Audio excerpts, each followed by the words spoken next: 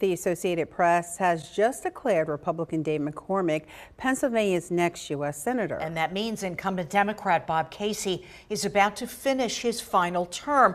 We should note he has not conceded yet.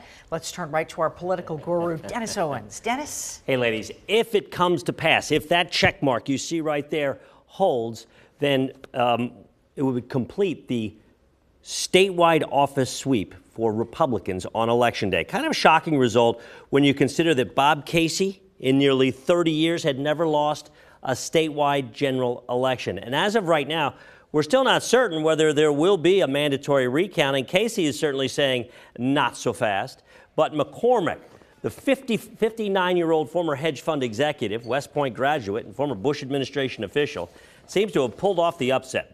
Republicans had already taken control of the U.S. Senate in D.C., so this won't change the balance of power, but it will make the margin more comfortable for President-elect Donald Trump and whoever is elected majority leader. And to be clear, there are still ballots being counted in Cambria County, and provisionals, and overseas and military ballots, which are still coming in. If the margin is less than 0.5%, which it had been all day, a recount is automatically triggered.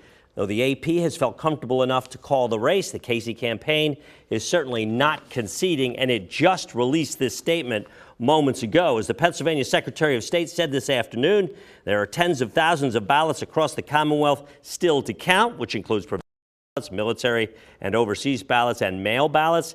This race is within half a point and cannot be called while the votes of thousands of Pennsylvanians are still being counted. We will make sure every Pennsylvanian's voice is heard. Now, I'm not going to get into all of the minutia on recounts, but if there is to be one, it must be ordered by next week. It must be completed by November 26th. But according to the AP, no recount needed. You see the check mark there. The race is over, according to them, and it's Dave McCormick. And to let you peek behind the news curtain a little bit, I had prepared an entire story on the race explaining the recount situation and how this race was really going to take a couple of weeks, possibly.